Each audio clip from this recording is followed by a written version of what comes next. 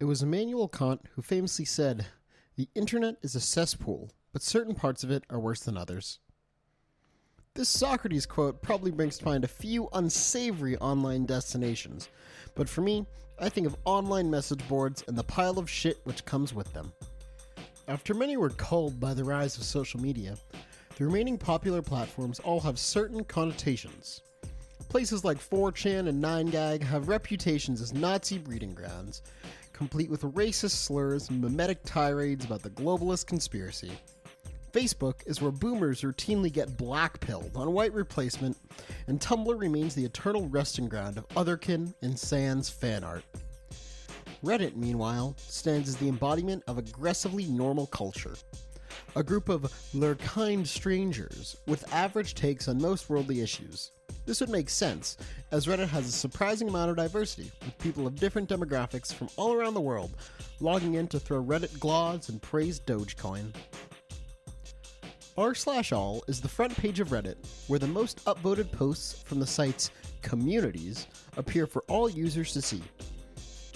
For a message board known for gyms looking for their Pams and soy-faced IT guys soy-jacking over Marvel memes, it has a surprising amount of reactionary posts, gaining serious amounts of traction. The British people over at the Oxford English Dictionary define reactionary as inclined or favorable to reaction, opposing political or social progress or reform. Hence, loosely, extremely conservative. A simpler definition from Hassan Piker is views from right-wing shitbags that don't stand for anything on their own. They're just reactions to progress from the other side. Let's find some examples of this from the resident fedora tippers on Reddit. Starting fairly tame, a lot of the posts that make it to the front page don't seem too bad, or like they contain any coded language on just a quick scroll by. Take this post about pocket envy. Women who make fun of men for wearing cargo shorts or pants just have pocket envy. Is it really any coincidence that women are always complaining about the clothes they choose to buy, that they don't have pockets, and making fun of men for having too many pockets? This is one of the comments with a decent amount of upvotes. Yeah, women will admit they have pocket envy, lol. Their pants have shitty pockets. I suspect many women would be overjoyed if more designers added functional pockets to their pants, dresses, and skirts. It seems pretty harmless, but this is blatant sexism hidden behind one or two layers of thin irony. The term pocket envy is literally a play on penis envy, which is a term and idea loaded with history and bad assumptions. I don't seriously have to explain why this is bad, right? What's worse is that whenever a post on Reddit discussing feminism and some of the harsh realities of being a woman in a patriarchal society, there's this huge front page pushback on whatever idea is presented, just reframed as a men's issue. That's a whole can of worms, so we move. Speaking of topics on Reddit that get an unhealthy amount of traction, here's a popular post from last month which literally just outlines the idea of colorblind racism. True racial and gender equality is marked by race and gender being a complete irrelevance, and instead a person's merit being the only reasonable metric to judge them by. And remember what Morgan Freeman said? How do we stop racism? Stop talking about it. I'm going to stop calling you a white man. I'm going to ask that you stop calling me a black man. I don't know why I got Italian, but hey. This notion has been debunked by basically every scholar that covers the issue, and the top comments do a pretty good job debunking the dude's point. But the fact that this post has nearly 10k upvotes on the front page and 24 awards is telling that the sentiment isn't unpopular. Let's ramp it up a little. Here's a thread that was posted to r/conservative. The self-proclaimed place on Reddit for conservatives, both fiscal and social, to read and discuss political and cultural issues from a distinctly conservative point of view. Now, it's no surprise that a cesspool such as this would be home to reactionary views. But what surprises me is just how mask-off the whole thing is. Take this post on Derek Chauvin's guilty verdict, for example. This thing has 16,000 upvotes, a plethora of glods, and the dreaded flared users only. This means that only regulars of the sub can comment. So much for the liberal snowflakes who only exist in echo chambers. One might be wondering why a place that's likely unhappy with this news has it plastered as one of their top posts. Turns out, it's just an excuse to whine, bootlick, and plaster casual racism. Take this comment. Pray for Chauvin. This guy's probably an asshole, but he doesn't deserve to be thrown in prison for a felon overdosing on fentanyl while resisting arrest. Aside from the factually incorrect assertion that he was no angel and actually died from heroin or something, you can just feel the white insecurity and blatant racism. Wonder why Trump got elected, right?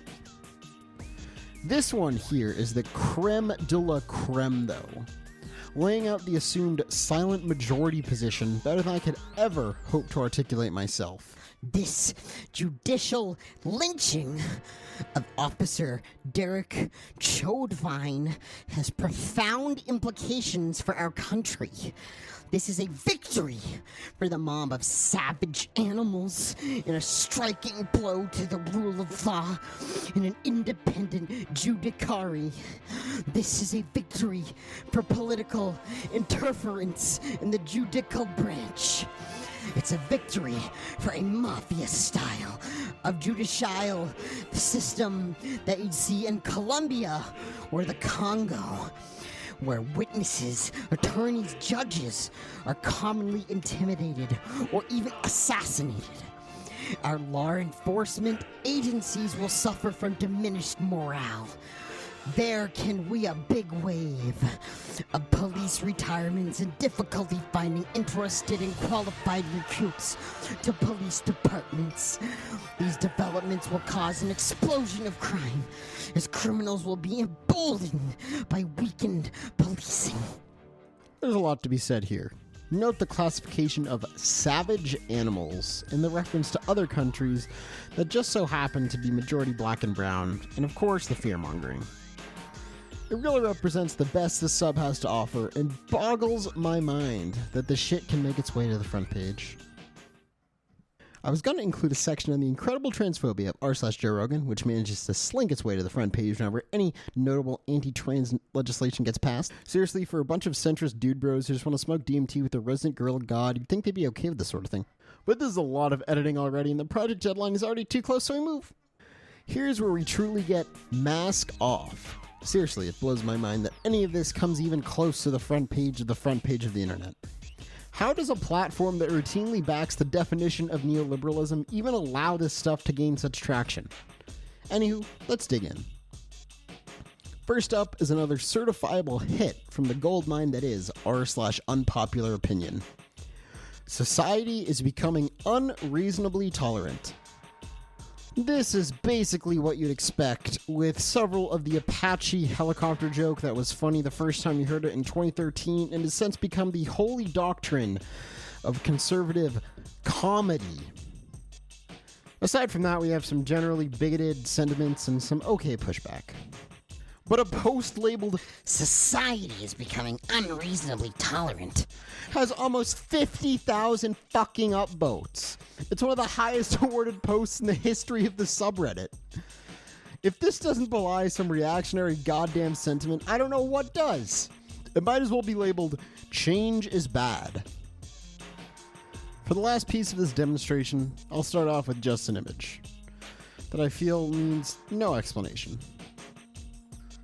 Now, when you're finished recovering from this double take, the thread really just acts as an encapsulation of what we've seen before.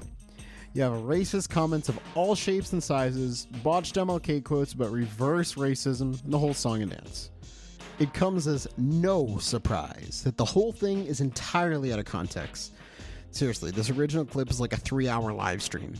But of course, this part gets posted to Reddit on the subreddit r/NoahGetTheBoat, of all places, and makes it to the front page.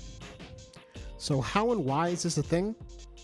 I could write a dissertation or something on the internet's tendency to prop up far-right ideas more than any other for a number of complicated reasons. But on Reddit specifically, I think it boils down to a couple of reasons. Firstly, Reddit was conceived as a free speech platform.